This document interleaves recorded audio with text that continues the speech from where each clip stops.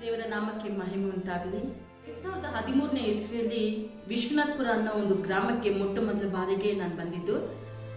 ನಾನು ಯಾವ ಒಂದು ಕಾರಣಕ್ಕಾಗಿ ಬಂದೆ ಅಂದ್ರೆ, ನಮ್ಮನೆ ಹತ್ರ ವಿಜಯಮ್ಮ ಅಂತ ಒಂದು ಸಿಸ್ಟರ್ ಇದ್ರು. ಅವ್ರ ಮಗ ತೀರೋದ್ರು ಆಕ್ಸಿಡೆಂಟ್ ಆಗಿ ಅಂತ ಮೊದಲ ಬಾರಿಗೆ ನಮ್ಮನ್ನ ಇವ್ರು ಕರೆದ್ರು. ಆ ಹುಡುಗನ ಶವ ನೋಡೋಕ್ಕೋಸ್ಕರ ನಾನು ಬಂದಿದ್ದೆ. ಬರೋ ಸಮಯದಲ್ಲಿ ನಾನು ನಿಮ್ಮೂರು ಎಲ್ಲಿದೆ ಅಂತ ಕೇಳುವಾಗ ಹೊಸಕೋಟೆ ಹತ್ರ ಅಂತ ಹೇಳಿದ್ರು. ವೈಟ್ಫೀಲ್ಡ್ ಇಂದ ಹೊಸಕೋಟೆವರೆಗೂ ಏನೋ ಒಂದು ಹಾಫ್ ಅನ್ ಅವರ್ ಇರುತ್ತೆ ಅಂದ್ಬಿಟ್ಟು ನಾನೇನ್ ಮಾಡಿದೆ, ಬಂದೆ. ಹೊಸಕೋಟೆಯಲ್ಲಿ ಬಂದು ಫೋನ್ ಮಾಡಿದ್ರೆ ಅವ್ರು ಹೇಳಿದ್ರು, ಇಲ್ಲ ನೀವು ಮತ್ತೆ ಬಸ್ ಹತ್ತಿ ನೀವು ನಂದಗುಡಿಗೆ ಬನ್ನಿ. ನನ್ಗೆ ನಂದಗುಡಿ ಅಂದ್ರೆ ಯಾವ್ದಂತೂ ಗೊತ್ತಿರ್ಲಿಲ್ಲ. ನಂದಗುಡಿನ ಗಂಧದ ಗುಡಿನ ಆ ರೀತಿ ಒಂದು ಆಲೋಚನೆ ಬಂದ್ಬಿಟ್ಟು ಬಸ್ಸಲ್ಲಿ ಬರುವಾಗ ಕೂಡ ನಾನು ಕನ್ನಡ ಹತ್ರ ಹೇಳಿದೆ, ನಂದಗುಡಿ ಅಂತ ಹೇಳಕ್ ಬರ್ದಿರ ಗಂಧದ ಗುಡಿ ಅಂತ ಹೇಳಿದೆ. ಆವಾಗ ಅವ್ರು ಹೇಳಿದ್ರು, ಗಂಧದ ಗುಡಿನ ಮೇಡಮ್ ಇಲ್ಲೆಲ್ಲ ಯಾವ್ದು ಆ ಥರ ಇಲ್ಲ ಅಂದ್ರು. ಸರ್ ನನ್ಗೆ ಗೊತ್ತಿರೋ ಒಂದು ನಿಮಿಷ ಅಂತ ಫೋನ್ ಮಾಡಿ ಕೊಟ್ಟೆ. ಆಮೇಲೆ ಅವ್ರು ಹೇಳಿದ್ರು, ಅಡ್ರೆಸ್ ಹೇಳಿದ್ರು, ಬಂದು ನಂದಗುಡಿಲಿ ಇಲ್ಬಿಟ್ಟು ಅಲ್ಲೇ ಇದೇನು ಅನ್ಕೊಂಡ್ರೆ ಅವರೆಲ್ಲ ಆಟೋ ತಗೊಂಡ್ ಬನ್ನಿ ಅಂತಂದ್ರು. ಆಟೋ ಹತ್ತಿ ಅಲ್ಲಿಂದ ಬರುವಾಗ ನಾನು ಎಲ್ಲ ಕಡೆ ನೋಡ್ಕೊಂಡ್ ಬರ್ತಾ ಇದ್ದೀನಿ, ಒಂದು ಚರ್ಚ್ ಇಲ್ಲ. ನಂದಗುಡಿಯಿಂದ ನಮ್ಮ ಡೈರೆಕ್ಟ್ ವಿಶ್ವನಾಥಪುರ ಬರೋವರೆಗೂ ನನಗೆ ಫುಲ್ ಒಂಥರ ಭಾರ, ಒಂಥರ ಭಯ, ಒಂಥರ ಏನಂದ್ರೆ ನಾವ್ ಎಲ್ಲೆಲ್ಲೋ ಸೇವೆ ಮಾಡ್ತಿದ್ವಿ, ಇಲ್ಲಿ ಒಂದು ಚರ್ಚ್ ಇಲ್ಲಲ್ವಾ, ಇಲ್ಲಿ ಸೇವೆ ಮಾಡಕ್ ಆಗಲ್ಲ ಅಂತ ತುಂಬಾ ಭಾರ ಆಯ್ತು. ಆದ್ರೆ ಬೈನರಸಪುರ ಅಂತ ಒಂದು ಗ್ರಾಮಕ್ಕೆ ಬರುವಾಗ ನನ್ನ ಕಣ್ಣಲ್ಲಿ ಆಟೋಮೆಟಿಕ್ ಆಗಿ ನೀರು ಬಂತು. ಯಾಕಂದ್ರೆ ದೊಡ್ಡ ದೊಡ್ಡ ದರ್ಗಾ ಅದೆಲ್ಲ ಇದೆ, ಅದು ಒಂದು ಚರ್ಚ್ ಕಾಣಿಸ್ಲಿಲ್ಲ. ಆಮೇಲೆ ಬಂದು ವಿಶ್ವನಾಥಪುರ ಬರುವಾಗ ಅಲ್ಲಿ ನೋಡುವಾಗ ನನ್ನ ಮನಸ್ಸು ತುಂಬಾನೇ ನೋವಾಯ್ತು. ಯಾಕಂದ್ರೆ ಅಲ್ಲಿರುವಂತ ಜನರು ಮುಗ್ಧರಾಗಿ ಕಾಣಿಸ್ತಾ ಇದ್ರು. ಆದ್ರೆ ಅವ್ರಿಗೆ ಏನು ದೇವ್ರ ಬಗ್ಗೆ ಗೊತ್ತಿಲ್ಲ. ನಾನು ಕೇಳಿದೆ, ಅಮ್ಮ ನಿಮ್ಗೆ ಯೇಸು ಸ್ವಾಮಿ ಬಗ್ಗೆ ಗೊತ್ತಾ, ಪ್ರಾರ್ಥನೆ ಮಾಡೋಣ ಅಂದ್ರೆ ಯಾ ಯೇಸು ಸ್ವಾಮಿ ಅಮ್ಮ ನಮ್ಗೇನು ಗೊತ್ತಿಲ್ಲ ಅಂತ ಹೇಳಿದ್ರು. ಅವಾಗ ನನಗೆ ತುಂಬಾ ಬೇಜಾರಾಯ್ತು. ಎಸಪ್ಪ, ನಾವು ಸಿಟಿಲೆಲ್ಲ ಇದ್ದು ಸೇವೆ ಮಾಡ್ತಿದ್ವಿ, ಆದ್ರೆ ಅಲ್ಲಿರುವಂತ ಜನರಿಗೆ ನಿಮ್ ಬಗ್ಗೆ ಗೊತ್ತು, ಇಲ್ಲಿರೋರಿಗೆ ಯಾರಿಗೂ ಗೊತ್ತಿಲ್ಲ. ನನ್ನ ಹೇಗೆ ಇವ್ರಿಗೆ ಸಾರೋದು, ಯಾವ ರೀತಿ ನಿಮ್ ಬಗ್ಗೆ ತಿಳಿಸ್ಕೊಡೋದು ಅಂತ ತುಂಬಾ ಭಾರ ಆಯ್ತು. ಮನೆಗೆ ಹೋಗಿ 2 ದಿನ ಇದಕ್ಕಾಗಿ ಪ್ರಾರ್ಥನೆ ಮಾಡ್ಬಿಟ್ಟು ನಮ್ಮ ಯಜಮಾನ್ರಿಗೆ ಹೇಳಿದಿರಿ, ಈ ರೀತಿ ವಿಶ್ವನಾಥಪುರ ಎಂಬ ಒಂದು ಊರಿದೆ, ವಿಜಯಮ್ಮ ಊರು, ಅಲ್ಲಿ ಹೋಗಿ ನಾವು ಸೇವೆ ಮಾಡೋಣ ಅಂತಂದೆ. ಅವ್ರು ಇದ್ಕೊಂಡು ಹೇಳಿದ್ರು, ಇಲ್ಲ ಹೋಗೋದು ಬೇಡ, ನನ್ಗೆ ಬಂದು ಚಿಕ್ಕತಿರುಪತಿ ಸೈಡ್ ಇರೋದು ನನ್ನ ಭಾರ, ನಾನು ಅಲ್ಲಿ ಹೋಗ್ತೀನಿ ಅಂತ ಹೇಳ್ಬಿಟ್ರು. ಆಗ ನನಗೆ ತಕ್ಷಣ ಹೇಳಿದ ತಕ್ಷಣ ಅವ್ರಿಗೆ ಎದುರು ಮಾತಾಡೋಕ್ಕೂ ನನ್ನ ಕೈಲಿ ಆಗ್ಲಿಲ್ಲ. ನಾನು ಪ್ರತಿದಿನ ಪ್ರಾರ್ಥನೆ ಮಾಡಿದೆ. ದೇವ್ರ ಹತ್ರ ಒಂದೇ ಮಾತಾಡಿದೆ, ದೇವ್ರೇ ನೀವು ನನ್ನ ಏನಕ್ಕಾಗಿ ಕರೆದಿದ್ರು, ನಮ್ಮ ಕುಟುಂಬ ಏನಕ್ಕಾಗಿ ಆರಿಸ್ಕೊಂಡಿದ್ರು, ನಿಮ್ಮ ಚಿತ್ತ ನೆರವೇರ್ಬೇಕು. ನಾನು ಒಬ್ಬಳಿಗೆ ಮಾತ್ರ ಅವ್ರ ಮೇಲೆ ಭಾರ ಇರೋದಲ್ಲ, ನಮ್ಮ ಯಜಮಾನ್ರಿಗೂ ಕೂಡ ಅವ್ರ ಮೇಲೆ ಭಾರ ಬೇಕು, ನಾವಿಬ್ರು ಸೇರಿ ಅಲ್ಲಿ ಸೇವೆ ಮಾಡಬೇಕು ಅಂತ ಪ್ರಾರ್ಥನೆ ಮಾಡಿದೆ. ಅವಾಗ ಆಗಸ್ಟ್ 15ನೇ ತಾರೀಕು ನಮ್ಮ ಪಾಸ್ಟರ್ ಜಯಕುಮಾರ್ ಪಾಸ್ಟರ್ ಹೇಳಿದ್ರು, ನೀವು ಒಂದು ಗ್ರಾಮನ ದತ್ತಕ್ಕೆ ತಗೊಳ್ಳಿ, ಅಂದ್ರೆ ನೀವು ಹೋಗಿ ಪ್ರೇಯರ್ ವಾಕ್ ಮಾಡಬೇಕು. ಆಗಸ್ಟ್ 15ನೇ ತಾರೀಕು ನಮ್ಮ ದೇಶಕ್ಕೆ ಮಾತ್ರ ಸ್ವತಂತ್ರ ಬಂದಿರೋದಲ್ಲ, ಎಲ್ಲ ಗ್ರಾಮಗಳಿಗೂ ಸ್ವತಂತ್ರ ಬರಬೇಕು, ಜನರಿಗೆ ಸ್ವತಂತ್ರ ಬರಬೇಕು. ನಾವು ಸ್ವತಂತ್ರ ಬಂದಿದೆ ಅಂತ ಹೇಳ್ತೀವಿ, ಆದ್ರೆ ನಿಜವಾದ ಸ್ವತಂತ್ರ ಕ್ರಿಸ್ತನ ಕೊಟ್ಟಿದ್ದಂತ ಜನರಿಗೆ ತಿಳಿಸ್ಬೇಕು. ನೀವೊಂದು ಗ್ರಾಮಕ್ಕೆ ಹೋಗಿ ಅದಕ್ಕಾಗಿ ಪ್ರಾರ್ಥನೆ ಮಾಡಿ, ಪ್ರಾರ್ಥನೆ ನಡೆ ಮಾಡಿ ಅಂತ ಹೇಳಿದ್ರು. ಆಗ ನಾನು ಇದ್ಕೊಂಡು ಅವ್ರ ಹತ್ರ ಹೇಳಿದೆ, ಆಗಸ್ಟ್ 15ನೇ ತಾರೀಕು ನಾವು ಹೋಗೋಣ ಅಂತ. ಅವ್ರು ಹೇಳಿದ್ರು, ಇಲ್ಲ ಇಲ್ಲಮ್ಮ ನಾನು ಬರಲ್ಲ, ನಾನು ಬಂದು ಚಿಕ್ಕತಿರುಪತಿ ಸೈಡ್ ಹೋಗ್ತೀನಿ ಅಂತಂದ್ರು. ನನಗೆ ತುಂಬಾ ಭಾರ ಆಯ್ತು. 14ನೇ ತಾರೀಕು ನೈಟ್ ಹೇಳಿದ್ರು, ಸರಿ ಆಯ್ತು ನೀನು ಪ್ರಾರ್ಥನೆ ಮಾಡು, ದೇವ್ರ ಚಿತ್ತ ಇದೆ, ನಾನು ಆಗಸ್ಟ್ 15ನೇ ತಾರೀಕು ನಿನ್ ಜೊತೆ ಬರ್ತೀನಿ ಅಂದ್ರು. ನನಗೆ ತುಂಬಾ ಸಂತೋಷ ಆಯ್ತು. ಹೆಂಗೋ ಇವ್ರು ಒಪ್ಕೊಂಡ್ಬಿಟ್ರಲ್ಲಪ್ಪ ಅಂತ ತುಂಬಾ ಸಂತೋಷದಿಂದ ನಾನು ಏನ್ ಮಾಡಿದೆ, ಆಯ್ತು ಹೋಗೋಣ ಅಂತ ಬೆಳಗ್ಗೆ ಬೇಗ ಎಲ್ಲ ಎದ್ದು ರೆಡಿ ಎಲ್ಲ ಆಗಿ ಮಕ್ಕಳನ್ನ ಕರ್ಕೊಂಡು ಚರ್ಚಿಗೆ ಹೋದ್ವಿ. ಚರ್ಚಿಗೆ ಹೋಗ್ಬಿಟ್ಟು ನಡೀರಿ ಹೋಗೋಣ ಅಂತ ಹೇಳಿದ್ರೆ, ಇಲ್ಲ ಇವಾಗ ನಾನು ಬರಲ್ಲ, ಹೋಗು ನೀನು ಪ್ರೇಯರ್ ಮಾಡೋಗು ಅಂತ ಹೇಳ್ಬಿಟ್ರು. ಹಂಗೆ ಹೇಳಿದ ತಕ್ಷಣ ನನಗೆ ತುಂಬಾನೇ ಹಲು ಬಂತು. ಒಳಗಡೆ ಹೋಗಿ ಕೂತ್ಕೊಂಡೆ. ಒಳಗಡೆ ಹೋಗಿ ನನ್ನ ಹಲು ಬರ್ತಿದೆ, ಕಣ್ಣು ಒರೆಸ್ಕೊಂಡು ಕೋಪ ಮಾಡ್ಕೊಂಡು ಒಳಗಡೆ ಹೋಗ್ತಾ ಇರುವಾಗ ಒಂದು ಹಾಡು ಹಾಡ್ತಾ ಇದ್ರು ಒಂದು ಪಾಸ್ಟರ್. ಏನಂತಂದ್ರೆ, ನನ್ನದೊಂದು ಆಸೆ, ಒಂದೇ ಒಂದು ಆಸೆ, ನನ್ನ ಉಸಿರುವ ದಿನವೆಲ್ಲ ಶುಭವಾರ್ತೆ ಸಾರುವೆ ಅಂತ ಆ ಹಾಡು ಹಾಡಿದ ತಕ್ಷಣ ಮುನ್ಕಲ್ ಹಾಕಿ ಅಲ್ಲೇ ಅರ್ತೆ, ಎಸಪ್ಪ ನಿಮ್ ಚಿತ್ತ ಇದ್ರೆ ನಾವು ಅಲ್ಲೋಗಿ ಸೇವೆ ಮಾಡ್ಬೇಕು, ಇಲ್ಲ ಅಂದ್ರೆ ಬೇಡ ಎಸಪ್ಪ, ಇವಾಗ ನಮ್ಮ ಯಜಮಾನ ಹೃದಯದಲ್ಲಿ ಮಾತಾಡ್ಬೇಕು ಅಂತ ಹೇಳಿದ್ರು. ಹಾಗೆ ಹೇಳಿದ ತಕ್ಷಣ ನಮ್ಮ ಮಗಳನ್ನ ಕರೆದು, ಹೋಗಮ್ಮ ಅಮ್ಮನ ಕರಿ ಅಂತ ಹೇಳಿದ್ರು. ಏನಕ್ಕಂತ ಬಂದಿದ ತಕ್ಷಣ ಹೊರಗಡೆ ಬಂದೆ. ಅವ್ರು ಹೇಳಿದ್ರು, ನಾನು ಈ ವಿಶ್ವನಾಥಪುರಕ್ಕೆ ಹೋಗೋಣ ಅಂದ್ರು. ನನಗೆ ಎಷ್ಟು ಸಂತೋಷ ಆಯ್ತಂದ್ರೆ ತುಂಬಾನೇ ಸಂತೋಷ ಆಯ್ತು. ಆ ವಿಜಯಮ್ಮನ ಕರ್ಕೊಂಡು ನನಗೆ ಒಂದಿಸ್ತಿ ಬಂದಿದ್ದು, ನನಗೆ ಅದು ಗೊತ್ತಿಲ್ಲ, ದಾರಿ ಕೂಡ ಗೊತ್ತಿಲ್ಲ. ಅವ್ರನ್ನ ಕರ್ಕೊಂಡು ನಾನು ಇವರು ನಮ್ಮ 2 ಮಕ್ಕಳು 5 ಜನ ಒಂದು ಗಾಡಿಯಲ್ಲಿ ಬಂದಿದ ತಕ್ಷಣ ಏನಾಯ್ತು, ನಾನು ಪ್ರಾರ್ಥನೆ ಮಾಡ್ದಿದ್ದೇವ್ರೆ, ನಮ್ಗೊಂದು ಸಮಾಧಾನ ಪಾತ್ರನ ಒದಗಿಸಿ ಕೊಡು. ನಾವು ಹೋಗಿದ ತಕ್ಷಣ ಪ್ರಾರ್ಥನೆ ಮಾಡೋಕ್ಕೆ ಜನ ಬರಬೇಕು, ನಾವು ನಡೆದು ಪ್ರಾರ್ಥನೆ ಮಾಡಿದ್ರೆ ಸಾಕಪ್ಪ ಅಂತ ಅನ್ಕೊಂಡ್ವಿ. ಬಂದಿದ ತಕ್ಷಣ 40 ಜನ ಬಂದ್ಬಿಟ್ರು ಒಂದೇ ಸತಿಗೆ. ಅವಾಗ ಅನ್ಕೊಂಡ್ವಿ ನಾವು, ಓ ದೇವ್ರೆ, ನೀವು ನಮ್ಗೆ ತೋರಿಸಿರೋ ಗ್ರಾಮ ಇದೇ ಇರ್ಬೋದು, ನಾವ್ ಇಲ್ಲಿ ಬಂದಿದ್ದೀವಿ ಸ್ವಲ್ಪ ಅಂದ್ಬಿಟ್ಟು ಬಂದು ಪ್ರಾರ್ಥನೆ ಮಾಡಿದ್ವಿ. ಆಮೇಲೆ ಮನೆಗೆ ಹೋದ್ಮೇಲೆ ನನ್ಗೆ ತುಂಬಾನೇ ಭಾರ ಆಯ್ತು, ಇನ್ನೂ ಜಾಸ್ತಿ ಭಾರ ಆಯ್ತು. ಆಗ ಪಾಸ್ಟರ್ ನಾನು ಹೇಳ್ದೆ, ನಮ್ಮ ಯಜಮಾನ್ರಿಗೆ ಹೇಳ್ದೆ, ಏನಂತ, ನಡೀರಿ ನಾವು ಹೋಗೋಣ ಅಂತ ಅಂದಿದ್ದಕ್ಕೆ, ಇಲ್ಲ ನಾನು ಬರೋಕ್ಕಾಗಲ್ಲ, ಅಷ್ಟು ದೂರ ಇದೆ, ನಾನು ಹೆಂಗ್ ಬರೋದು, ನಾನೆಲ್ಲ ಬರಲ್ಲ ಅಂತ ಅಂದ್ರು. ನಾನು ತಿರ್ಗಾ ಅದೇ ಪ್ರಾಬ್ಲಮ್ ಹಾಲಕ್ಕೆ ಸ್ಟಾರ್ಟ್ ಮಾಡಿದೆ, ದೇವ್ರ ಹತ್ರ ಕೂತ್ಕೊಂಡು ಅತ್ತೆ. ಆಮೇಲೆ ಇತ್ಕೊಂಡು 15 ದಿನಕ್ಕೆ ಒಂದ್ಸತಿ ಹೋಗೋಣ ಅಂತಂದ್ರು. ಫಸ್ಟ್ ಬಂದು 3 ತಿಂಗಳಿಗೆ ಒಂದ್ಸತಿ ಹೇಳಿದ್ರು, ಆಮೇಲೆ 1 ತಿಂಗಳಿಗೆ ಒಂದ್ಸತಿ ಹೋಗೋಣ ಅಂತಂದ್ರು, ಆಮೇಲೆ 15 ದಿನಕ್ಕೆ ಒಂದ್ಸತಿ ಹೋಗೋಣ ಅಂತ ಹೇಳಿದ್ರು. ಆಮೇಲೆ 15 ದಿನ ಆದ್ಮೇಲೆ ನಾವು ಬರ್ತಾ ಇದ್ವಿ, 7 ಮಕ್ಕಳನ್ನ ಕರ್ಕೊಂಡು, ನಾನು ನನ್ನ ತಂಗಿ ಎಲ್ಲ ಗಾಡಿಯಲ್ಲಿ ಬರ್ತಿದ್ವಿ, ಬಂದು ಸೇವೆ ಮಾಡಿ ಹೋಗ್ತಿದ್ವಿ. 40 ಜನ ಬರ್ತಿದ್ವಿ, ಜನಗಳಲ್ಲಿ ಹೋಗ್ತಾ 20 ಜನ ಆದ್ರು. 20 ಜನ ಆಗಿದ ತಕ್ಷಣ 15 ಜನ ಆದ್ರು. 15 ಜನ ಆಗಿದ ತಕ್ಷಣ 5 ಜನ, 5 ಆದ್ಮೇಲೆ ಒಬ್ರು, ಅದು ಕಾಲಿಲ್ದ ಒಂದು ಹುಡುಗ ಬಂದ. ಆ ಹುಡುಗ ಮಾತ್ರನೇ ಏನು ಯಾವುದೇ ಒಂದು ಪ್ರಾಬ್ಲಮ್ ಆದ್ರೂ ಅವನೊಬ್ಬ ಮಾತ್ರನೇ ಬರ್ತಿದ್ದ. ನಾವು ಅವನೊಬ್ಬನಿಗೋಸ್ಕರ 35-40 ಕಿಲೋಮೀಟರ್ ದೂರ ಅಲ್ಲಿಂದ ನಾವು ಬರ್ತಾ ಇದ್ವಿ. ಹೇಗಂದ್ರೆ ಮಳೆ ಬರ್ತಿತ್ತು, ಮಳೆ ಬಂದ್ರು ಮಕ್ಕಳನ್ನ, ಚಿಕ್ಕ ಮಕ್ಕಳು, ನಮ್ಮ ಮಕ್ಕಳು, ಆ ಮಕ್ಕಳನ್ನ ತಗೊಂಡು ಅಲ್ಲಿಂದ ಬರ್ತಾ ಇದ್ವಿ ನಾವು. ಮಳೆ ಚಿಟಿ ಮಳೆ ಇರ್ತಿತ್ತು, ಕಂಟಿನ್ಯೂ ಮಳೆ ಬೀಳ್ತಿತ್ತು. ಅಲ್ಲಿಂದ ಬಂದು ಒಂದು ಹುಡುಗನಿಗೋಸ್ಕರ ನಾವು ಪ್ರಾರ್ಥನೆ ಮಾಡ್ತಿದ್ವಿ. ಅವಾಗ ಅವರಲ್ಲಿರುವಂತ ಆ ಹುಡುಗನ ತಂದೆ ತಾಯಿ ಹೇಳಿದ್ರು, ಏನ್ ಸರ್ ಇವ್ನು ಹಿಂಗ್ ಬರ್ತಿದ್ದಾನೆ, ಇವ್ನಿಗೆ ಕಾಲಿಲ್ಲ ಏನಿಲ್ಲ, ಎದ್ದು ನಡೀತಾನ ಇವನು, ಆಗೆಲ್ಲ ಕೇಳಿದ್ರು. ಆಗ ನಮ್ಮ ಯಜಮಾನ್ ಹೇಳಿದ್ರು, ನೋಡಿ ಬ್ರದರ್, ನೀವು ನಂಬಿದ್ರೆ ಖಂಡಿತ ದೇವ್ರು ಮಾಡ್ತಾರೆ ಅಂತ ಹೇಳಿದ್ರು. ಆಗ ಅವರು ಏನ್ ನಂಬೋದು ಏನೋ ಬಿಡಿ ಸರ್, 4-5 ಆಪರೇಷನ್ ಆಗಿದೆ, ಅವನಿಗೆ ಡಾಕ್ಟರ್ ಆಗಲ್ಲ ಅಂತ ಹೇಳ್ಬಿಟ್ರು. ಇನ್ನು ನಿಮ್ ಕೈಯಲ್ಲಿ ಏನಾಗುತ್ತೆ, ಏನ್ ದೇವ್ರು ಏನೋ ಬಿಡಿ, ನಾವೆಲ್ಲ ನೋಡ್ಬಿಟ್ಟು ಬಂದಿದ್ದೀವಿ ಅಂತ ಹೇಳಿದ್ರು. ನಂಬಿಕೆಯಿಂದ ನಾವು ಪ್ರತಿದಿನ ವಾರ ಬರುವಾಗ ಅವನಿಗಾಗಿ ಪ್ರಾರ್ಥನೆ ಮಾಡಿದ್ವಿ, ಎಣ್ಣೆ ಹಚ್ಚಿ ಪ್ರಾರ್ಥನೆ ಮಾಡಿದ್ವಿ. ದೇವರು ಆ ವಿಶ್ವನಾಥಪುರದಲ್ಲಿ ಒಂದು ದೊಡ್ಡ ಅದ್ಭುತ ಮಾಡಿದ್ರು. ಏನಂದ್ರೆ ಆ ಹುಡುಗ ಎದ್ದು ನಡೆದಾಡುವಂತೆ ಸಹಾಯ ಮಾಡಿದ್ರು. ಆಮೇಲೆ ಒಬ್ಬರು ಬರ್ತಾ ಇರ್ಲಿಲ್ಲ. ನಾವು ಹೋಗುವಂತ ನಾವು ಯಾವ ಮನೆ ಪ್ರಾರಂಭ ಮಾಡಿದ್ವಿ ಸೇವೆ, ಆ ಮನೆಯವರು ಕೂಡ ಮನೆ ಬಾಗ್ಲಾಕೊಂಡು ಹೋಗ್ಬಿಟ್ರು. ಬರೋದು ಒಂದು ಮರದ ಕೆಳಗೆ ಕೂತ್ಕೊಂಡು ಸಂಡೇ ಕ್ಲಾಸ್ ಮಿನಿಸ್ಟ್ರಿ ಪ್ರಾರಂಭ ಮಾಡಿದ್ವಿ. ಆ ಸಂಡೇ ಕ್ಲಾಸ್ ಮಿನಿಸ್ಟ್ರಿ ಪ್ರಾರಂಭ ಮಾಡಿದಾಗ ತುಂಬಾ ಮಕ್ಕಳು ಬಂದ್ರು. ಈ ಸೇವೆ ಬೆಳೆಯಕ್ಕೆ ಮುಖ್ಯವಾದ ಕಾರಣ ಸಂಡೇ ಕ್ಲಾಸ್ ಮಿನಿಸ್ಟ್ರಿನೇ. ತುಂಬಾ ಮಕ್ಕಳು ಇವಾಗ ಬಂದು ನಮ್ಗೆ ಸಪೋರ್ಟ್ ಆಗಿ ನಿಂತ್ಕೊಂಡ್ರು. ಎಲ್ಲಾರು ಕರೆಯೋದು, ದೊಡ್ಡವ್ರನ್ನೆಲ್ಲ ಹೋಗಿ ಕರೆಯೋದು, ಅವ್ರ ತಂದೆ ತಾಯಿಗೆ ಕರ್ಕೊಂಬರೋದು, ಆಗೆಲ್ಲ ಮಾಡಿದ್ರು. ಆಮೇಲೆ ಆ ಸೇವೆ ಮತ್ತೆ ಸ್ವಲ್ಪ ಬೆಳೆಯಕ್ಕೆ ಪ್ರಾರಂಭ ಆಯ್ತು.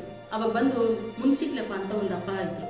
ಅವ್ರಿಗೆ ಬಂದು ಸ್ಟ್ರೋಕ್ ಹೊಡೆದು ಒಂದು ಗ್ಲಾಸ್ ಕೂಡ ಕೈಯಲ್ಲಿ ಅವ್ರ ಕೈಯಿಂದ ಪಕ್ಕದಲ್ಲಿ ಎತ್ತಿಡಕ್ ಆಗ್ತಾ ಇರ್ಲಿಲ್ಲ.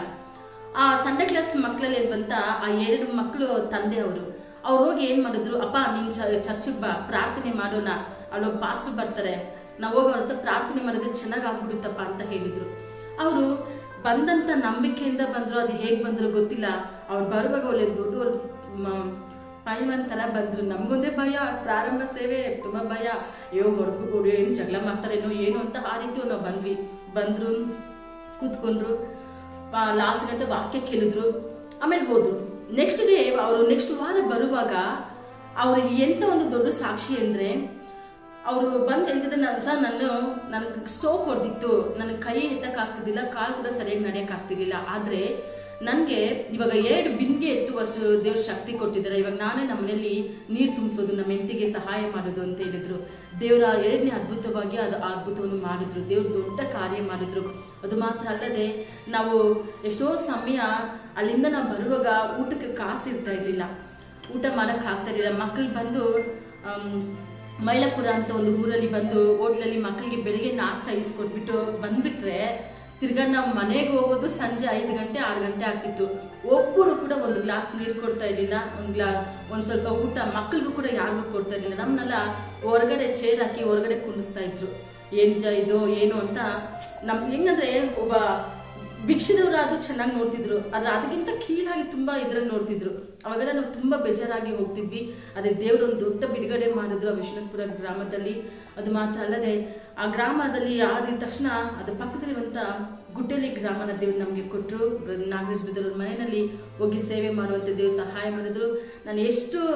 ನಾವು ವಿಶ್ವನಾಥಪುರಕ್ಕಾಗಿ ಎಷ್ಟು ಹಿಂಸೆ ಪಟ್ಟು ಎಷ್ಟು ಕಷ್ಟಪಟ್ಟು ಅದಕ್ಕೆ ಪ್ರತಿಫಲವಾಗಿ ದೇವರು ಗುಡ್ಡೆಲಿ ಗ್ರಾಮನ ಕೊಟ್ಟರು. ಅಲ್ಲಿ ಅನೇಕ ಜನಗಳನ್ನ ದೇವ್ರು ಕರ್ಕೊಬರೋ ಹಾಗೆ ಮಾಡಿದ್ರು. ನಾಗರಾಜ್ ಬಿದ್ದವ್ರ ಜೀವಿತದಲ್ಲಿ ಒಂದು ದೊಡ್ಡ ಅದ್ಭುತ ಮಾಡಿದ್ರು. ಅವ್ರ ಕುಟುಂಬವಾಗಿ ರಕ್ಷಣೆ ಒಂದು ಹಾಗೆ ಮಾಡಿದ್ರು. ಅದ್ಭುತವಾಗಿ ಅವ್ರ ಮನೆಯಲ್ಲಿ ಒಂದು 70-80 ಜನ ಸೇರಿ ನಾವು ಸೇವೆ ಆರಾಧನೆ ಮಾಡೋ ಹಾಗೆ ಮಾಡಿದ್ರು. 2ನೇ ವರ್ಷ ಆನಿವರ್ಸರಿ ಮಾಡೋ ಹಾಗೆ ದೇವ್ರ ದೊಡ್ಡ ಅದ್ಭುತ ಮಾಡಿದ್ರು.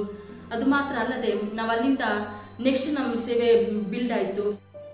ಒಂದು ದಿನ ಕೊರಟಿ ಅನ್ನೋ ಒಂದು ಗ್ರಾಮ ಬಿಟ್ಟು 12:30 ಆಗೋಯ್ತು. ಇಲ್ಲೇ ಹೋಗ್ತಾ ಇರುವಂಥ ಸಮಯದಲ್ಲಿ ಫ್ಯಾಕ್ಟ್ರಿ ಗೇಟ್ ಅನ್ನೋ ಒಂದು ಜಾಗದಲ್ಲಿ ಹೋಗಿದ ತಕ್ಷಣ ನಮ್ಮ ಗಾಡಿ ಬಂದು ಸೀಸ್ ಆಗೋಯ್ತು.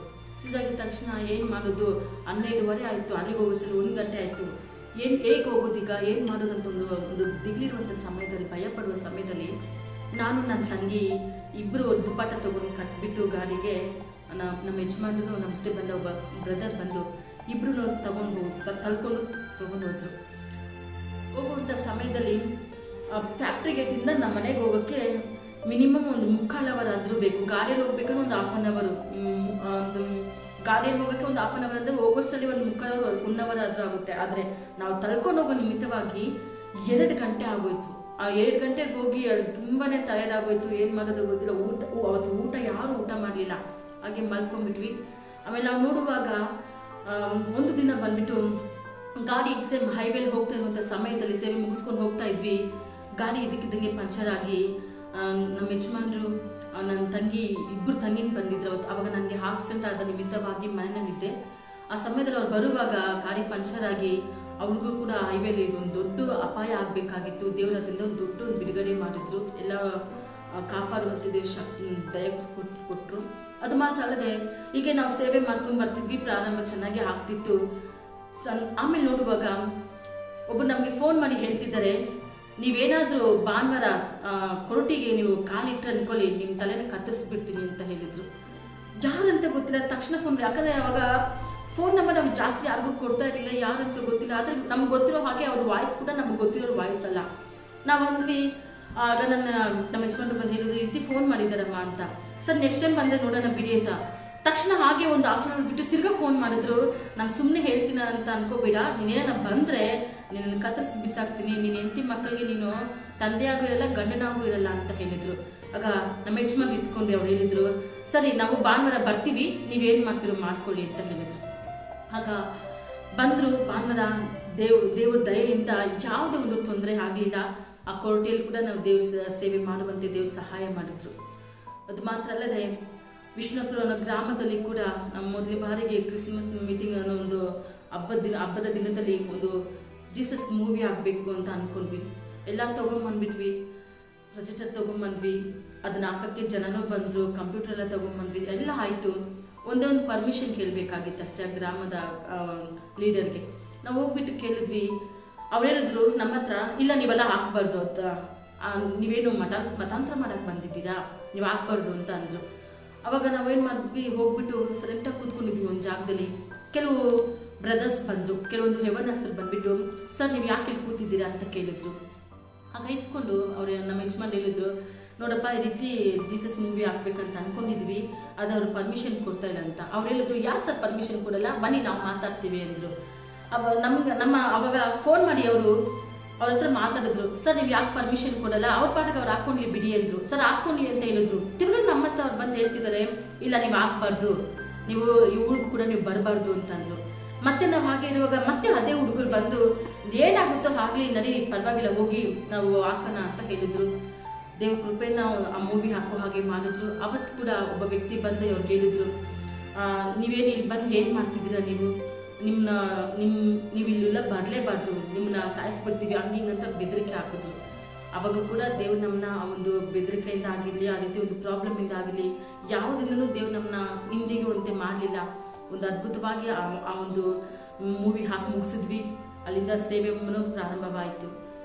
2018ನೇ ಇಸ್ವಿಯಲ್ಲಿ ನಾವು ಮತ್ತೆ ಕೊರಟಿ ಗ್ರಾಮಕ್ಕೆ ನಾವು ಫುಲ್ ಟೈಮ್ ಮಿನಿಸ್ಟ್ರಿಗಾಗಿ ನಾವು ಬಂದ್ವಿ. ಬಂದಂಥ ಸಮಯದಲ್ಲಿ ಮನೆ ಎಲ್ಲೂ ನಾವು ಸಿಗಲಿಲ್ಲ. ನಮಗೆ ರಾತ್ರಿ ಮನೆ ಖಾಲಿ ಮಾಡ್ಕೊಂಡು ನಾವು ಬಂದು ಎಡಕನಲ್ಲಿ ಅನ್ನೋ ಗ್ರಾಮದಲ್ಲಿ ಒಂದು ಚಿಕ್ಕ ಮನೆ ಸಿಕ್ತು ನಮಗೆ. ಅದು ಬಂದು ರೇಷ್ಮೆ ಹುಳ ಮೇಯಿಸುವಂಥ ಮನೆ. ಅಲ್ಲಿ ನಾವು ವಾಸ ಮಾಡ್ತಿದ್ವಿ. ಪ್ರಾರಂಭದಲ್ಲಿ ನಮ್ಗೆ ಅವ್ರು ಹೇಳಿದ್ರು 2,000 ರೂಪಾಯಿ ಬಾಡಿಗೆ ಅಂತ. ಅವಾಗ ನಾವು ಇದ್ಕೊಂಡು 2,000 ರೂಪಾಯಿ ಯಾಕೆ, ಅಷ್ಟೇನು ಬಾಡಿಗೆ ಇಲ್ಲಲ್ವ, ಮನೆಯೂ ಚೆನ್ನಾಗಿಲ್ಲ ಅಂದಿದ್ದಕ್ಕೆ, ಇಲ್ಲಮ್ಮ 2,000 ರೂಪಾಯಿ ಬಾಡಿಗೆ ಅಂತಂದ್ರು. ಆಗ ನಮ್ಮ ಯಜಮಾನ್ರು ಮಾತಾಡ್ಬಿಟ್ಟು ಅವ್ರ ಜನ ಸ್ವಲ್ಪ ಗೊತ್ತಿರೋ ನಮ್ಮ ಬಿಲಿವರ್ಸ್ ಎಲ್ಲ ಮಾತಾಡಿ ಏನು ಮಾಡಿದ್ರು, 1,200 ರೂಪಾಯಿಗೆ ಮಾತಾಡಿದ್ರು. 1,200 ರೂಪಾಯಿ ಅಲ್ವಾ ಅಂತ ನಾವು ಕಟ್ಟಿದ್ವಿ. ಮೊದಲನೇ ತಿಂಗಳು 1500 ರೂಪಾಯಿ ತಗೊಂಡ್ರು. ಎರಡನೇ ತಿಂಗಳಿಗೆ ಬಂದು 1800 ರೂಪಾಯಿ ಹೇಳಿದ್ರು. ಯಾಕೆ 1800 ರೂಪಾಯಿ ಹೇಳ್ತಿದ್ದೀರಾ ಅಂತಂದಿದ್ದಕ್ಕೆ, ಇಲ್ಲಮ್ಮ ಇಷ್ಟ ಇದ್ರೆ ನೀವು ಇರ್ರಿ, ಇಲ್ಲಾಂದ್ರೆ ಖಾಲಿ ಮಾಡ್ರಿ ಅಂದ್ಬಿಟ್ರು. ಅದು ಬೇರೆ ಆ ಮನೆ ಹೇಗಂದ್ರೆ ತುಂಬಾ ಹಾವುಗಳಿರ್ತಿತ್ತು, ಎಲ್ಲಿ ನೋಡಿದ್ರು ಹಾವು. ಆ ಮನೆ ಒಳಗಡೆ ಕಿಚನಲ್ಲಿ ಒಂದು ಲೈಟ್ ಇರಲಿಲ್ಲ, ಏನಿಲ್ಲ. ಅವ್ರಿಗೆ ಏನಾರ ಕೇಳಿದ್ರೆ ಇರೋದೇ ಹೀಗೆ ಮನೆ, ಇನ್ನೆಲ್ಲೂ ನಿಮ್ಗೆ ಮನೆ ಸಿಗಲ್ಲ ಅಂತ ಹೇಳ್ಬಿಟ್ರು. ಚಿಕ್ಕ ಚಿಕ್ಕ ಮಕ್ಳು ಬೇರೆ, ಆಗ ಏನ್ ಮಾಡೋದು ಅಂತ ತುಂಬಾ ಭಯದಿಂದ ನಾವಿದ್ವಿ. ಆಮೇಲೆ ನೆಕ್ಸ್ಟ್ ತಿಂಗಳಲ್ಲಿ ಬಂದ್ಬಿಟ್ಟು ಅವ್ರು ಹೇಳಿದ್ರೆ 7200 ರೂಪಾಯಿ ನೀವು ಕೊಡ್ಬೇಕು ಅಂತ. ಯಾಕೆ ಅಂತ ನಾವು ಕೇಳಿದ್ವಿ. ನನಗೆ ತುಂಬಾ ಅವಾಗ ಸ್ವಲ್ಪ ಕೋಪ ಬಂತು, ಬೇಜಾರಾಯ್ತು. ಅವರು ತುಂಬಾ ವಯಸ್ಸಾದವರು. ಅಪ್ಪ ನೀವು ಏನಕ್ಕೆ 7200 ರೂಪಾಯಿ ಕೇಳ್ತಿದ್ದೀರಾ ಅಂತ ಕೇಳಿದ್ದಕ್ಕೆ ಅವ್ರು ಹೇಳಿದ್ರು, ಇಲ್ಲಮ್ಮ 7200 ರೂಪಾಯಿ ನೀವು ಕೊಡಂಗಿದ್ರೆ ಇದ್ರೆ, ಇಲ್ಲಂದ್ರೆ ಮನೆ ಖಾಲಿ ಮಾಡಿ ಅಂದ್ಬಿಟ್ರು. ಆಗ ನಾವು ಆಯ್ತು ಮನೆ ಖಾಲಿ ಮಾಡ್ತೀವಿ ಅಂತ ಹೇಳಿದ್ವಿ. 7200 ರೂಪಾಯಿ ನಾವು ಕೊಟ್ಬಿಟ್ಟು ಮನೆ ಖಾಲಿ ಮಾಡ್ತೀವಿ ಅಂತ ಅಂದ್ಬಿಟ್ಟು ಈಗ ಯೋಚನೆ ಮಾಡಿದ್ವಿ, ದೇವರೇ ನಾವು ಎಲ್ಲಿ ಹೋಗ್ಬೇಕೀಗ, ಮನೆನೂ ನಮ್ಗಿಲ್ಲ, ನಾವೇನ್ ಮಾಡ್ಬೇಕು ಅಂತ ಕೇಳುವಾಗ ಅದೇ ಕೊರಟಿ ಗ್ರಾಮದಲ್ಲಿ ಎಲ್ಲಿ ನಮ್ಮನ್ನ ಬರಬೇಡ ಅಂತ ಹೇಳಿದ್ರು, ಬಂದ್ರೆ ನಿಮ್ನ ಕತ್ತರಿಸಾಕ್ತೀನಿ ಅಂತ ಹೇಳಿದ್ರು. ಅದೇ ಗ್ರಾಮದಲ್ಲಿ ಒಂದು ಪಾಲ್ ಬಿದ್ದ ಮನೆ ಇದೆ ಅಂತ ಹೇಳಿದ್ರು. ಆ ಮನೆ ಕಟ್ಟಿ 10 ವರ್ಷ ಆಗಿತ್ತು. ಆ ಮನೆಯಲ್ಲಿ ದೆವ್ವ ಇದೆ ಅಂತ ಎಲ್ಲರೂ ಮಾತಾಡ್ಕೊಂಡು, ಮನೆ ಕಟ್ಟಿದಂತ ಓನರ್ ಕೂಡ ಆ ಮನೆಗೆ ಹೋಗಿರ್ಲಿಲ್ಲ. ಅವರು ನಮ್ಮ ಹತ್ರ ಮಾತಾಡಿದ ತಕ್ಷಣ ನಾವ್ ಹೇಳಿದ್ವಿ, ನಮ್ಮ ಯಜಮಾನ್ ಹೇಳಿದ್ರು ಆ ಮನೆನೇ ಬೇಕು, ಮೋಹನ್ ನೀವು ಆ ಮನೆನ ರೆಡಿ ಮಾಡ್ಬಿಡಿ, ನಾವು ಬರ್ತೀವಿ ಅಂತ ಹೇಳಿದ್ರು. ನನ್ನ ಹತ್ರ ನಮ್ಮನೆ ಸುತ್ತಮುತ್ತ ಇರುವಂತ ಎಲ್ಲ ಜನಗಳು ಹೇಳಿದ್ರು, ನೋಡಮ್ಮ ನಿಮ್ಮ ಯಜಮಾನ್ರಿಗೆ ಸ್ವಲ್ಪ ಬುದ್ಧಿ ಸರಿ ಇಲ್ಲ, ಅವ್ರು ಹೇಳಿದ್ರೆ ಕೇಳಲ್ಲ, ಏನಿಲ್ಲ, ಆ ಮನೇಲಿ ದೆವ್ವ ಇದೆ, ನೀವು ಹೋಗ್ಬೇಡಿ ಅಂತ ಕೆಲವು ಸ್ಕೂಲ್ ಮಾಸ್ಟರ್, ಮನೆ ಪಕ್ಕದಲ್ಲಿರುವಂತ ಕೆಲವು ಗ್ರಾಮಸ್ಥರೆಲ್ಲ ಹೇಳಿದ್ರು. ನಾವಂದ್ರೆ ಇಲ್ಲ, ನಾವು ಅದೇ ಮನೆಗೆ ಹೋಗ್ತೀವಿ, ಏನು ಪ್ರಾಬ್ಲಮ್ ಇಲ್ಲ, ದೇವ್ರು ನಮ್ಮ ಜೊತೆ ಇದ್ದಾರೆ ಅಂತ ಹೇಳಿದ್ರು. ಸರಿ ಆಯ್ತು ಅಂತ ಹೋಗಿ ಅಡ್ವಾನ್ಸ್ ಮಾಡಿ ಬಂದ್ರು. 1000 ರೂಪಾಯಿ ಅಡ್ವಾನ್ಸ್ ಕೊಟ್ರು. ಹೋಗ್ಬಿಟ್ಟಾಗ ನನ್ನನ್ನ ನೋಡಕ್ಕೆ ಕರೆದ್ರು. ನಾನು ಆ ಮನೆ ನೋಡಕ್ ಹೋಗುವಾಗ ಆ ಮನೆ ಫುಲ್ಲು ಹೇಗಿತ್ತಂದ್ರೆ, ಒಳಗಡೆ ಎಲ್ಲ ಫುಲ್ಲು ಗಿಡ ಎಲ್ಲ ಬೆಳ್ಕೊಂಡು, ಮನೆ ಸುತ್ತಲೂ ಗಿಡಗಳು, ಒಳಗಡೆ ಕಾಲಿಡಕ್ಕೂ ಸ್ಥಳ ಇಲ್ಲ, ಆ ರೀತಿ ಇತ್ತು. ಸರಿ ಆಯ್ತು ನಾವ್ ಈ ಮನೇಲಿ ಇರ್ತೀವಿ ಅಂತ ಹೇಳಿದ್ವಿ. ಅವರೆಲ್ಲ ಮನೆಯೆಲ್ಲ ಕ್ಲೀನ್ ಮಾಡಿ ಕೊಟ್ರು. ತುಂಬಾ ಜನ ಆಶ್ಚರ್ಯವಾಗಿ ನೋಡೋರು, ಅಯ್ಯೋ ಹೋಗಿ ಅದ್ ದೆವ್ದು ಮನೆಗೆ ಹೋಗ್ತಾ ಇದಾರಲ್ಲ, ಅಲ್ಲಿ ಆ ಮನೆ ಸರಿ ಇಲ್ಲ ಆಗಲ್ಲ ಹೇಳ್ತಾ ಇದ್ರು. ಆಮೇಲೆ ನಾವು ಹೋಗಿ ಮನೆಯೆಲ್ಲ ಖಾಲಿ ಮಾಡಿದ್ದಾಯ್ತು. ಒಂದೇ ದಿನಕ್ಕೆ ಮನೆ ಖಾಲಿ ಮಾಡ್ತೀವಿ ಅಂತ ಹೇಳಿದ್ವಲ್ಲ, ಒಂದೇ ದಿನಕ್ಕೆ ಅಲ್ಲಿ ಹೋಗಿ ಶಿಫ್ಟ್ ಆಗ್ಬಿಟ್ವಿ.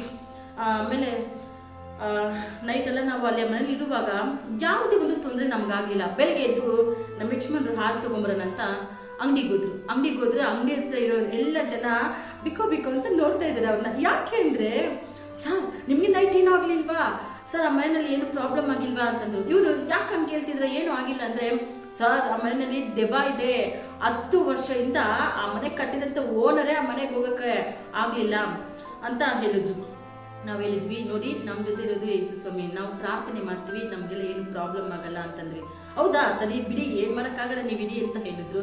ಆದ್ರೆ ಅದೇ ಮನೆಯಲ್ಲಿ ನಾವು 7 ವರ್ಷ ಕಾಲ ಮಾಡಿದ್ವಿ, ಯಾವುದೇ ತೊಂದರೆ ಆಗಿಲ್ಲ.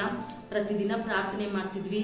ಅನೇಕ ಜನ ಅಲ್ಲಿ ನಡೆಯುವಂತ ಪ್ರಾರ್ಥನೆಗೆ ಕೂಡಿ ಬರ್ತಾ ಇದ್ರು. ಆಮೇಲೆ 2019ನೇ ಇಸ್ವಿಯಲ್ಲಿ ಲಾಕ್ಡೌನ್ ಆಗೋಯ್ತು. ಲಾಕ್ಡೌನ್ ಆದ್ಮೇಲೆ ನಮ್ಮ ಸಭೆಗೂ ನಾವಿರುವಂತ ಸಭೆ ಕಟ್ಟಿರುವಂತ ಸ್ಥಳದಲ್ಲಿ ಕೊರಟಿ ಗ್ರಾಮಕ್ಕೆ ಬಂದ್ಬಿಟ್ಟು ಒಂದು 8 ಕಿಲೋಮೀಟರ್ ಅಷ್ಟು ದೂರ ಇದೆ. ನಾವು ಲಾಕ್ಡೌನ್ ಆದ ಸಮಯದಲ್ಲಿ ಯಾರೂ ಬರಬಾರ್ದು ಅಂತ ಗ್ರಾಮಗಳಲ್ಲೆಲ್ಲ ಬಹಿಷ್ಕಾರ ಹಾಕೋಗೆ ಎಲ್ಲ ಇದೆಲ್ಲ ಮಾಡ್ಬಿಟ್ರು, ಬೇರೆಯವ್ರ ಜನ ಬರಬಾರ್ದು ಅಂತ ಹೇಳಿಬಿಟ್ರು. ಅವಾಗ ನಾವು ವಿಶ್ವಾಸಿಗೆ ಎಲ್ಲಿಗೆ ಹೋಗ್ತಾರೆ, ಪ್ರಾರ್ಥನೆ ಮಾಡಕ್ ಬರ್ತಾರಲ್ವಾ, ನಮ್ಮ ಹುಡ್ಕೊಂಡ್ ಬರ್ತಾರೆ ಅಂತ ನಾವೇನ್ ಮಾಡಿದ್ವಿ, ಕೋಟಿ ಗ್ರಾಮದಲ್ಲಿರುವಂತ ಮನೆಗೆ ಬೇಗ ಹಾಕಿ ಚರ್ಚ್ ಹತ್ರ ನಾವು ಬಂದಿದ್ವಿ. ಹಾಗೆ ಬಂದಿರುವ ಸಮಯದಲ್ಲಿನೇ ಮನೆಗೆ ಹೋಗಕ್ ಆಗ್ದಿರಾ ಇಲ್ಲಿನೇ ನಾವೆಲ್ಲ ಸೇರಿ, ನಮ್ಮ ಬಿಲಿವರ್ಸ್ ಎಲ್ಲ ಸೇರಿ ಒಂದು ಚಿಕ್ಕ ಮನೆಯನ್ನು ಕಟ್ಕೊಟ್ರು. ನಾವು ಇಲ್ಲೇ ಇದ್ವಿ. ಆಮೇಲೆ ಬಂದು 2019 ಇಸ್ವಿಯಲ್ಲಿ ನಾವು ಒಂದು ಗಂಗಾಪುರ ಅನ್ನೋ ಒಂದು ಗ್ರಾಮಕ್ಕೆ ಸೇವೆಗೆ ಹೋಗುವ ಆ ಸಮಯದಲ್ಲಿನೇ ನಮ್ಮ ಜೀವನದಲ್ಲಿ ಒಂದು ದೊಡ್ಡ ಘಟನೆ ನಡೀತು. ಏನಂದ್ರೆ, ನಾನು ನಮ್ಮ ಯಜಮಾನರು 2 ಮಕ್ಕಳು ಗಂಗಾಪುರ ಸೇವೆಗೆ ಹೋಗೋ ಸಮಯದಲ್ಲಿ ಹೋಗುವಾಗ ಚೆನ್ನಾಗಿ ಹೋದ್ವಿ, ನಗ್ನಗ್ತಾ. ಬರುವಾಗ ತುಂಬಾ ಕಣ್ಣಲ್ಲಿ ನೀರು ಬರೋ ಆದ ಒಂದು ಸಮಸ್ಯೆ ನಡೀತು. ಏನಂದ್ರೆ, ಹೈವೇಯಲ್ಲಿ ನಮ್ಮ ಯಜಮಾನರು ಬರ್ತಾ ಇರುವಂತ ಸಮಯದಲ್ಲಿ ಇನ್ನೊಂದು ಸ್ವಲ್ಪ ಆ ಕಡೆ ಹೋಗ್ಬೇಕು, ರೋಡ್ ದಾಟ್ಬೇಕು ಅನ್ನೋ ಸಮಯದಲ್ಲಿ 2 ಕಾರು 100ಗಿಂತ ಹೆಚ್ಚಾಗಿರುವಂತ ಸ್ಪೀಡಲ್ಲಿ ಬಂತು. 1 ನಿಮಿಷ ಏನ್ ಮಾಡ್ಬೇಕಂತ ಗೊತ್ತಾಗಿಲ್ಲ ಯಾರಿಗೂ. ಹಾಗೆ ಕಣ್ಣು ಮುಚ್ಕೊಳ್ಳೋ ಹಾಗೆ ನಿಂತ್ಕೊಳ್ಳೋ ಹಾಗೆ ಆಗ್ಬಿಟ್ವಿ. ಅವರು ಎಸಪ್ಪ ಅಂದಿದ್ದು ಅಷ್ಟೇ, ಒಂದೇ ಒಂದು ಮಾತು ಅಂದ್ವಿ. ಅದೇ ತಕ್ಷಣ ಆ ಹ್ಯಾಂಡಲ್ ತಿರುಗಿಸಕ್ಕೂ ಆ ಕಾರ್ ನಮ್ಮ ಮುಂದೆ ಪಾಸ್ ಆಗಕ್ಕೂ ಕಣ್ಣು ಮಿಟಿಸೋ ಅಂತರದಲ್ಲಿತ್ತು ಅಷ್ಟೇ. ಆಗ ಬರ್ತಾ ಇರೋ ಸಮಯದಲ್ಲಿ ನಮ್ಮ ಹಿಂದೆ ಬರ್ತಿದ್ದಂಥ ಲಾರಿ ಡ್ರೈವರ್ ಹೇಳ್ತಿದ್ದಾರೆ, ಇವತ್ತು ನಿಮ್ಮನ್ನ ದೇವ್ರು ಕಾಪಾಡಿದ್ದಾರೆ, ನೀವು ಒಳ್ಳೆಯವ್ರ ಮುಖ ನೋಡ್ಕೊಂಡು ಬಂದಿದ್ದೀರಿ ಅಂತ ಅಂದರು. ಅವಾಗ ನಾನು ಅಂದ್ಕೊಂಡೆ, ನಾವು ಒಳ್ಳೆಯವ್ರ ಮುಖ ನೋಡಿಲ್ಲ, ಯೇಸು ಸ್ವಾಮಿ ನಮ್ಮ ಜೊತೆ ಇದ್ದಾರೆ ಅಂತ. ಬರ್ತಾ ಇರೋ ಸಮಯದಲ್ಲಿ ನನ್ನ ಮಗ ನನ್ನ ಮಗಳು ಒಂದು ಮಾತು ಹೇಳಿದ್ರು. ಏನಂತಂದರೆ, ಜೋರಾಗಿ ಅಳಕ್ಕೆ ಸ್ಟಾರ್ಟ್ ಮಾಡಿಬಿಟ್ರು. ಯಾಕೆ ಅಳ್ತಿದ್ದೀರಾ? ನನ್ಗೆ ಆಲ್ರೆಡಿ ದುಃಖ ಬರ್ತಾ ಇದೆ, ನಾನು ಹತ್ಕೊಂಡು ಬರ್ತಾ ಇದ್ದೀನಿ, ಮುಂದ್ಗಡೆ ನಮ್ಮ ಯಜಮಾನ್ರು ಗಾಡಿ ಓಡಿಸ್ಕೊಂಡು ಅವರು ಅಳ್ತಾ ಇದ್ದಾರೆ. ಇವರು ಜೋರಾಗಿ ಅಳಕ್ಕೆ ಸ್ಟಾರ್ಟ್ ಮಾಡಿಬಿಟ್ರು. ಯಾಕೆ ಅಂತ ಕೇಳಿದ್ರೆ, ಅಮ್ಮ ಇವತ್ತು ನಾವು ಬದುಕಿರೋದು ಯೇಸು ಸ್ವಾಮಿ ಕೃಪೆ ಅಲ್ವಾ, ಯಾಕೆ ಹಂಗೆ ಹೇಳ್ತಾರೆ ಅಂದರೆ ನಾವು ಸತ್ತೋಗ್ಬಿಡ್ತಿದ್ವಲ್ಲಮ್ಮ. ನನಗೆ ಅವಾಗ ತುಂಬ ಹಲ್ಲು ಬಂತು. ಯೇಸು ಸ್ವಾಮಿ ನಮ್ಮ ಜೀವನ ಅವತ್ತು ಉಳಿಸಿದ್ರು. ನಾವು ಸತ್ತಿದ್ರೆ ನಾವು ನಾಲ್ಕು ಜನ ಅವತ್ತೇ ಸತ್ತೋಗ್ತಾ ಇದ್ವಿ. ಅದು ದೇವರು ಯಾವುದೇ ತೊಂದರೆ ಆಗದಿರೋ ಹಾಗೆ ನನ್ನನ್ನು, ನಮ್ಮ ಮಕ್ಕಳನ್ನ, ನನ್ನ ಗಂಡನ ದೇವ್ರು ಕಾಪಾಡಿದ್ರು. ಇದು ಮಾತ್ರ ಅಲ್ಲ, ಇವತ್ತು ದೇವರು ಒಂದು ಒಳ್ಳೆಯ ಸೇವೆ ನಿಲ್ಲಿಸಿದ್ದಾರೆ.